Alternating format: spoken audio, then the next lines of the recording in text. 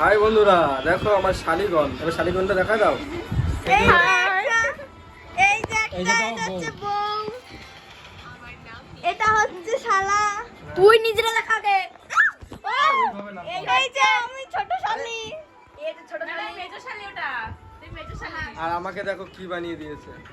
এটা দে না, দে না। এটা হচ্ছে পোস্ট করে আমার মান সম্মান এরকম বানায় দিয়েছে দেখো। এই হলো শ্বশুর বাড়ির শালিগণ থাকলি এরকম হতে হয়। এরকম ভিডিও কর। কত বড় ইনসিডেন্ট ঘটেছে আমার দেখেছো? ছেলে থেকে মেয়ে বানায় দিয়েছে।